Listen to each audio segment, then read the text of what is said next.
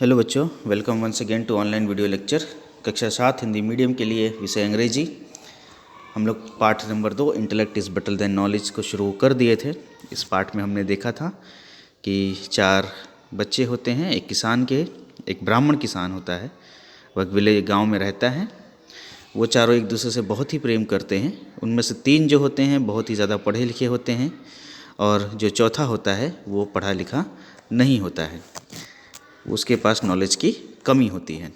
और ये जो चौथा बच्चा है, यहाँ पे फर्थ लिखा हुआ, जबकि इसका स्पेलिंग FOURTH होगा, इसे आप लोग सही कर लेंगे। वह एक अनकॉमन इंटेलिजेंट होता है, यानी कि पढ़ाई लिखाई नहीं किया हुआ रहता है, इसीलिए उसके पास ज़्यादा ज्ञान नहीं होता है। एक बार चारों ने सोचा कि हम लोग चल के कुछ पैसा कमाते हैं और हम लोग चलेंगे, पैसा कमाएंगे कहीं से और किसी विदेश में जाकर के, किसी बाहर शहर में जाकर के अपने अपने सामर्थ्य के हिसाब से पैसा कमाएंगे। तो चारों के चारों एक पूर्व दिशा की तरफ किसी देश की ओर निकल गए। और उनमें से चारों में से जो सबसे बड़ा भाई था, उसने कहा कि ये जो चौथा है वो अनपढ़ है, इलिटरेट यानी कि अनपढ़ है, और जो राजा होते हैं वो सिर्फ़ और सिर्फ पढ़े लोगों को ही काम देते हैं और उनकी इज्जत करते हैं। तो हम चारों में से जो भी कोई कमाएगा तो हम इसे कुछ नहीं देंगे और हम अपना शेयर इसे नहीं देंगे, जो भी हम कमाएंगे इसे नहीं देंगे। तो इससे अच्छा है कि ये वापस घर चला जाए।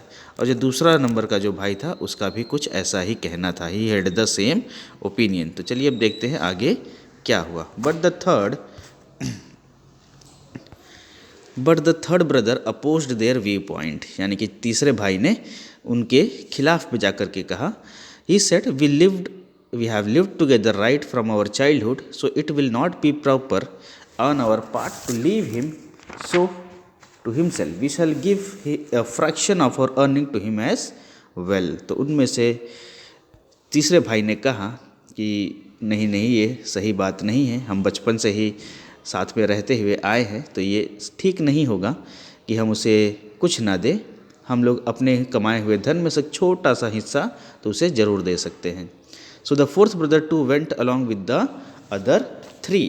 On the way they had to pass through a dense forest. Dense forest का मतलब घना जंगल होता है। तो वो लोग आगे बढ़े, चारों जन साथ में गए और आगे उनको एक घना जंगल पड़ा। There they saw a skeleton. उन्होंने एक skeleton देखा। skeleton का मतलब होता है कंकाल, of bones lying on the ground. They decided to put their respective abilities to test on it. तो उन्होंने सोचा कि क्यों ना हम इस पे अपने जो ज्ञान है हमारे पास उसका कोशिश करके अपनी जो सामर्थ्य हैं इस पर टेस्ट कर लें, इसकी परीक्षा कर लें। One of them arrange the bones at a place in a systematic position.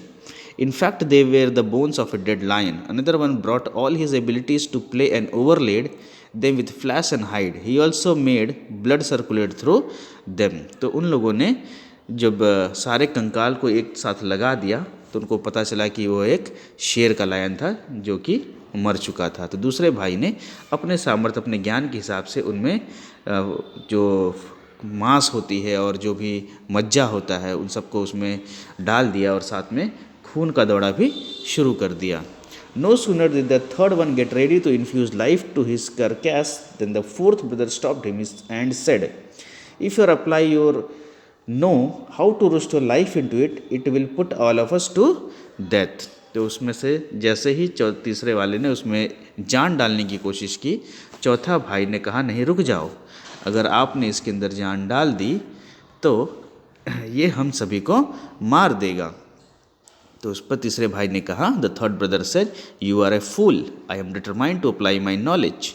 The fourth brother said, you are hell bent on it. तो उसमें से तीसरे भाई ने कहा कि तुम बेवकूफ़ हो और मैं इसमें जान जरूर डालूंगा। तो चौथे भाई ने कहा, अगर आपको इसमें जान डालना ही है तो 1 मिनट के लिए रुक जाइए। First let me climb on a tree. तो उसने कहा कि अगर आपको डालना ही है इसमें जान तो रुक जाइए, मैं पहले पेड़ पर चढ़ जाऊँ। तो वह एक पेड़ को देख करके उस पर चढ़ गया। As soon as the third brother by dint of his knowledge, यानी कि जैसे उसने अपने ज्ञान से जान डाली, carcass with life, infuse the carcass with life, the lion rose with a groan and pounced upon them. तो उसी समय क्या हुआ, जैसे ही उसमें उसने जान डाली, एक दहाड़ के साथ शेर उठ गया और उस पर कूद पड़ा। तो आगे क्या हुआ, in the twinkling of an eye, twinkling यानी कि आँख के झपटने के साथ ही किल्ड द 3 बोस्टफुल स्कॉलर्स, यानी कि जो तीनों ज्ञानी व्यक्ति थे, तीनों भाई जो थे, उनको मार दिया। एंड रोम्ड अवे रोरिंग, उसके बाद वो दहाड़ते हुए चला गया। When the lion had gone far enough the fourth brother came down the tree and return home weeping. तो जब शेर काफ़ी दूर चला गया तो चौथा भाई पेड़ पर से नीचे उतरा और रोते बिलखते हुए अपने घर को चला गया। तो इस कहानी से हमें क्या सीख मिलती है बच्चों? Rightly it had been said that intellect is better than knowledge, यानी कि जो विवेक होता है वो ज्ञान से बड़ा होता है। हमें कुछ भी करने से पहले उसका परिणाम सोच लेना चाहिए। कि जैसे ये 3 व्यक्ति जो बहुत ही ज़्यादा पढ़े लिखे स्कॉलर्स माने जाते थे, ज्ञानी व्यक्ति माने जाते थे, पर उन्हें इस बात का विवेक ही नहीं था कि अगर एक शेर जब नींद में से जाग जाएगा या अगर उसके अंदर जान आ जाएगी तो वह अपनी जिस तरह का उसका मतलब कि जीने का तरीका है, शिकार करने का जो तरीका है, उसे वो ज़रूर करेगा। और वह ये नहीं देखेगा कि किस व्यक्ति ने हमारे अंदर जान डाली है या किस व्यक्ति ने हमारे अंदर जान नहीं डाली है।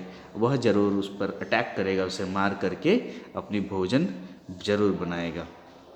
तो बच्चों, यहाँ पर यह कहानी पूरी होती है जिसका टाइटल था intellect is better than knowledge. आप लोग इसके कठिन शब्दों को याद करेंगे, वर्ड मीनिंग और शब्दार्थ को अपनी किताब में लिखेंगे। और अगले वीडियो में आपको इसके एक्सरसाइज के प्रश्न उत्तर, खाली जगह के उत्तर और जो भी आगे है उसके उत्तर आप लोगों को मिल जाएंगे। तब तक के लिए धन्यवाद।